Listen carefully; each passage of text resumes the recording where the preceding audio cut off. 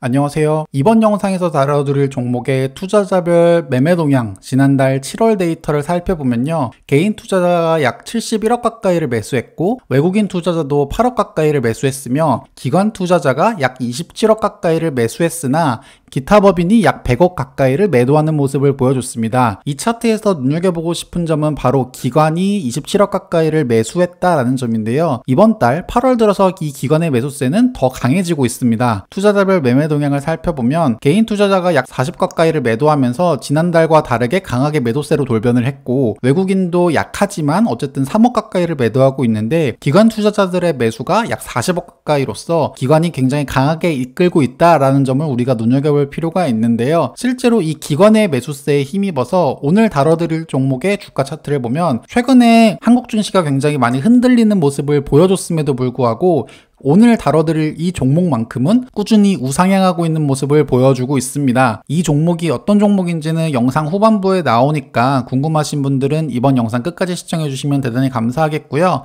그래서 이번 영상에는 왜 최근에 코스피 지수가 흔들리는 와중에서도 기관 투자자는 이 종목만큼은 꾸준하게 매수하고 있는지 그 이유를 같이 한번 살펴보려고 합니다. 자, 그럼 지금부터 시작할게요.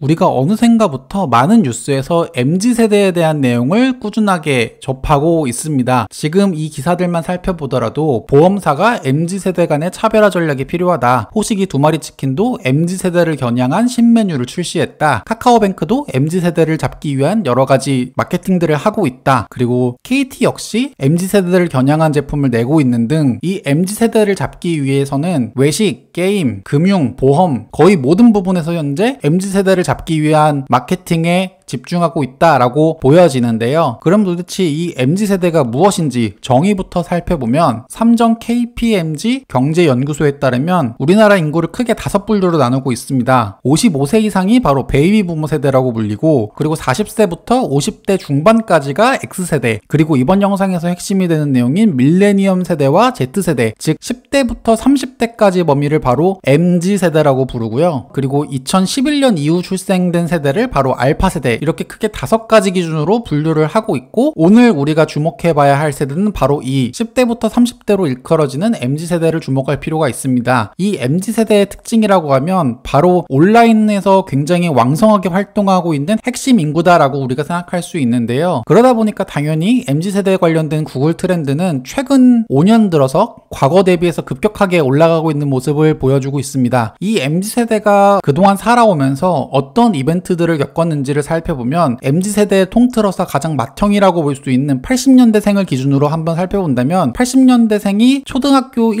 2학년쯤 됐을 때 우리나라에 PC가 상용화되고 인터넷이 등장했었던 시절이었고요. 특히 Z세대로 넘어가는 2000년대 이후를 살펴보면 이미 초등학생 때부터 스마트폰이 생기는 등 PC와 스마트폰, 인터넷 이런 것들이 굉장히 익숙한 세대라는 공통점을 가지고 있습니다.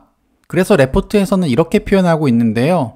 밀리니얼 세대는 PC와 휴대폰 상용화 시대를 거쳐오면서 SNS, 유튜브의 발전상을 지켜봤고 Z세대의 경우에는 태어났을 때부터 스마트폰과 함께 자랐고 처음으로 나만을 위한 오온 스크린을 보유한 세대이다. 40대 이상인 X세대까지가 아날로그에서 디지털 세계로 넘어온 디지털 이주민으로 분류된다면 MZ세대는 디지털 세계에 원래 살고 있었던 원주민으로 불린다고 합니다. 즉 MZ세대는 개인 스마트폰과 개인 PC가 굉장히 익숙한 세대다 보니까 과거의 X세대만 하더라도 보통 우리가 컨텐츠를 활용하는 방법이 거실에 모여서 한 TV로 모든 가족 구성원들이 그 컨텐츠를 나누는 것들이 굉장히 익숙했었다면 MZ세대들은 처음부터 자신들의 PC, 자신들의 핸드폰, 노트북, 태블릿 이런 것들이 애초에 있었던 세대다 보니까 컨텐츠를 가족 구성원과 공유하는 것조차 낯선 자신이 원하는 컨텐츠를 당연히 자신의 기기로 볼 수 있는 것이 굉장히 태어났을 때부터 익숙한 세대다라고 우리가 분류할 수 있는데요. 흥미로운 점은 글로벌 기준으로 봤을 때 MZ세대의 점유율이 당연히 최근 들어서 빠르게 늘고 있다는 점입니다. 글로벌 인구 비중을 살펴보더라도 MZ세대가 전체 인구의 50%를 훌쩍 넘는 현재 63%에 도달한 상황이고요. 글로벌이 아니라 국내 인구 기준으로 본다 하더라도 알파 세대를 포함한 MZ세대의 인구 비중이 전체 인구의 절반에 육박할 만큼 MZ세대가 현재 글로벌뿐만 아니라 우리나라에서도 굉장히 많은 비중을 현재 차지하고 있습니다. 그러다 보니까 세대별 구매력 점 전망을 살펴보더라도 당연히 현재는 X세대, 현재 40대부터 50대까지가 아무래도 자산이 굉장히 많다 보니까 구매력이 현재는 조금 더 높지만 결국 시간이 5년, 10년 정도 지나면 당연히 MZ세대가 현재 X세대보다 훨씬 더 높은 구매력을 가져갈 것이다 라고 현재 전망을 하고 있습니다. 그래서 아직까지 한국에서 가장 큰 구매력과 인구 비중은 X세대가 차지를 하고 있지만 당연히 향후 주력 소비 세대는 MZ세대가 될 것이 분명하고요. 따라서 향후 유통시장의 향방은 MZ세대의 소비 형태에 따라 결정될 것이다 라고 우리가 전망할 수 있고, 이렇게 MZ세대의 소비 형태에 많은 관심을 갖고 있다 보니까 아까 우리가 초반에 살펴본 정말 다양한 산업 분야에서 왜 MZ세대를 위한 마케팅과 상품들을 개발하고 있는지 우리가 자연스럽게 이해할 수 있습니다. 올해 2월 달에 굉장히 흥미로운 일이 있었는데요. 바로 현대백화점의 더 현대서울이 그랜드 오픈을 했습니다. 사실 더 현대서울이 오픈했을 때 많은 우려가 있었던 것도 사실이에요. 코로나가 한창 심한 올해 2월 달에 서울의 한복판인 여의도에서 오픈을 하다 보니까 오픈하기에는 가장 최악의 상황이라고 표현해도 틀리지 않을 정도로 상황이 굉장히 안 좋았었고, 가장 구매력이 높아지고 있는 MZ세대들이 오프라인보다는 온라인 쇼핑에 너무 익숙해져 있다 보니까 과연 이 더 현대서울이 잘 되겠어? 라고 하는 우려가 팽배했었는데요. 실제로 뚜껑을 열어보면 결과는 완전히 달랐었죠. 더 현대서울이 오픈하자마자 대박을 치게 됩니다. 코로나19도 뚫은 백화점 판타지 재현, 백화점의 역사를 새로 썼다. 더 현대서울 잭팟에 백화점 빅3가 나란히 신고가를 갱신했다. 이와 같은 기사를 보더라도 더 현대서울이 얼만큼 큰 성공을 거뒀는지 새삼 다시 한번 느낄 수 있는데요. 그럼 이 더 현대서울의 큰 성공을 과연 누가 이끌었는지 살펴보면 의외로 MZ세대의 매장 이용률이 굉장히 높았다는 것을 우리가 확인할 수 있습니다. 온라인 쇼핑을 훨씬 더 많이 할 것 같고, 또한 코로나로 인해서 여러 가지 행동 반경에 제약이 있었음에도 불구하고 더 현대서울을 가장 많이 방문했었던 건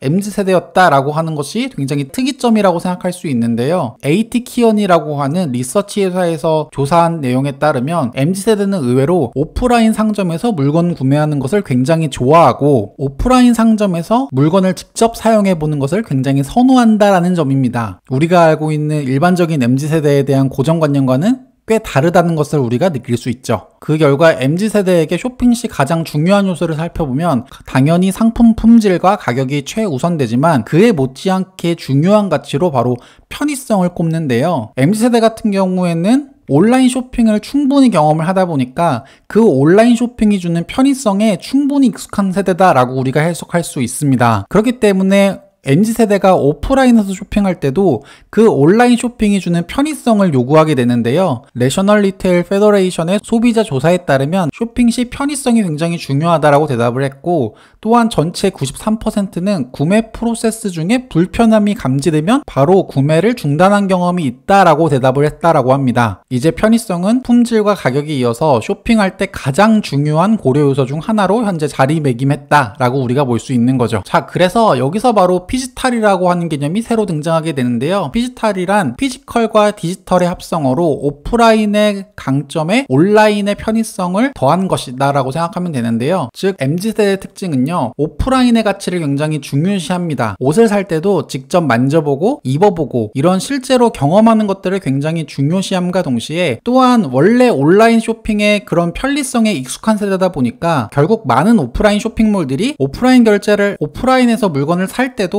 온라인에서 느낄 수 있는 편의성을 같이 느끼기를 원하는 것이죠. 그렇기 때문에 많은 쇼핑몰과 오프라인 업체들도 고객들의 편의성을 높이기 위한 여러 가지 미션들을 수행해야 되는 시기에 현재 오고 있는 것인데요. 이러한 오프라인 상점의 피지털 전환 분야는 크게 6가지로 나눌 수 있는데, 일단 결제 프로세스의 자동화, 그리고 개인화된 쇼핑 경험 제공, 주문 및 배송 옵션 강화, 매장 내 업무 자동화, 매장 내 인력 관리, 다변화된 풀필먼트 물류 시스템, 이렇게 나눠줄 수 있습니다. 결국 이 6가지의 공통점을 찾아보면 고객들이 최대한 편리하게 쇼핑할 수 있도록 개선하는 내용들이라고 우리가 볼 수 있고, 이런 것들을 구체적으로 해결할 수 있는 방법에 특히 무인 계산대, 터널, 모바일 스캐닝, 얼굴 인식을 통한 신원 확인, 비콘을 활용한 개인화된 마케팅 서비스, 고객 모바일 기기와의 실시간 연동 등 다양한 기술을 바탕으로 고객들의 편의성을 증가시키기 위한 여러 가지 시도들이 현재 꾸준하게 개발되고 있다는 점입니다. 실제로 이러한 피지털을 해외 유명 기업들은 적극적으로 활용을 하고 하고 있는데요. 대표적인 아마존의 대시카트 같은 경우만 보더라도 우리가 보통 대형마트 가서 제일 지루하고 재미없는 부분이 계산대 앞에 길게 늘어선 줄을 기다리는 것을 굉장히 지루해 하잖아요. 그런 것들을 MZ세대가 못 견디다 보니까 그 부분에서 도와주는 바로 대시카트라는 것들을 현재 아마존이 도입하고 있습니다. 물건을 구매하면 따로 계산할 필요 없이 이 카트에 담는 순간 자동적으로 결제가 되는 시스템이고요. 또한 아마존은 손바닥 결제 시스템을 도입하면서 지갑도 필요 없고 핸드폰도 필요 없는 이러한 자동 결제 시스템으로 고객들의 편의성을 계속 증대하려는 노력을 이어오고 있습니다. 그 결과 아마존고와 일반 편의점의 면적당 매출액을 비교하면 압도적으로 아마존고가 면적당 매출액이 높아지고 있다는 것들을 우리가 확인할 수 있습니다. 글로벌 기업인 아마존뿐만 아니라 일본의 대표 백화점 기업인 미츠코시 이세탄 같은 경우를 살펴보더라도 최근 들어서 자사 앱을 통한 맞춤 접객원 서비스를 출시했는데요. 앱을 통해 접속한 경우 이세탄 백화점의 소속 접객원이 1:1 화상 통화를 통해서 상품을 추천해주고 설명하고 소비자를 위해 결제까지 대신해주는 서비스를 현재 운영하고 있습니다. 이와 같은 서비스를 일컫는데요. 이런 것들이 바로 MZ세대에게 효과적으로 작용을 하고 있습니다. 온라인 매출액 추이 살펴보더라도 최근 들어서 꾸준하게 디지털 서비스 부분의 매출액이 증가하고 있는 모습, 그리고 온라인 고객 수도 최근 들어서 빠르게 증가하고 있는 모습들이 MZ세대를 겨냥한 기술력과 특별한 서비스의 결합이 새로운 고객과 새로운 매출액을 꾸준하게 창출시키고 있다는 점이 유통업계에도 긍정적인 새로운 시도 그리고 새로운 바람이라고 평가되고 있는데요.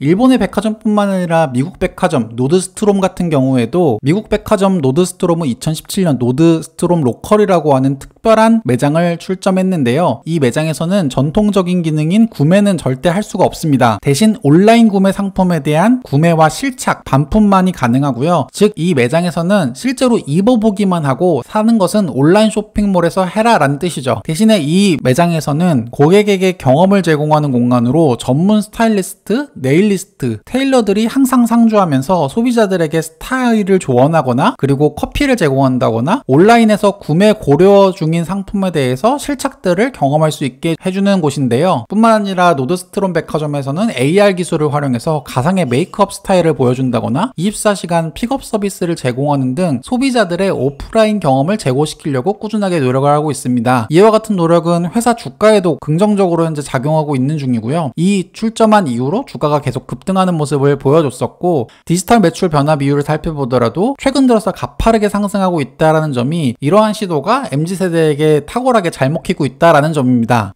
자, 그럼 일본도 그렇고 아마존도 그렇고 미국 백화점도 그렇고 이러한 리테일 쪽 테크 개발로 인해서 소비자들을 강하게 이끌어오고 있다라고 한다면 우리나라 같은 경우에는 어떤 회사들이 그런 역할을 수행할 수 있을까요? 오프라인 점포의 피지털 전환을 위해서는 다양한 리테일 테크의 도입이 필수적인데요. 신세계그룹 같은 경우에는 신년사를 통해서 온라인과 오프라인을 묶는 디지털 전환에 대해서 강조를 했고, 이베이 코리아 인수 등으로 이어지며 그룹사의 전략 방향을 확인했습니다. 신세계의 가장 큰 라이벌 롯데그룹의 롯데쇼핑 역시도 그룹사 내 계열사들의 디지털 전환을 주요 전략으로 현재 가져가고 있다라고 볼 수 있고요. 리테일 테크 기업에 대한 관심이 당연히 현재 필요한 때다라고 판단을 하고 있고, 그 중에서도 유통그룹사를 모기업으로 두고 있는 신세계 INC와 롯데정보통신을 현재 지켜볼 필요가 있다라고 레포트에서 얘기하고 있는 것이죠. 실제로 롯데정보통신 같은 경우에는 우리가 아까 전에서 아마존고에서 살펴본 것처럼 카드나 스마트폰이나 현금 없이 정맥 인증을 통해서 결제하고 있는 이런 편의성을 현재 개발하고 도입하고 있고, 또한 스마트 편의점 이런 것들도 새로운 시도를 꾸준하게 하고 있음으로 인해서 MZ세대의 편의성을 제고시켜주기 위한 노력들을 꾸준하게 이어오고 있고요. 또한 신세계 INC 같은 경우에는 어느샌가부터 우리 주변에 많이 찾아볼 수 있는 이런 무인 결제 시스템과 무인 편의점을 계속 빠르게 확장하는 데 있어서 큰 역할을 하고 있다라고 우리가 생각할 수 있습니다.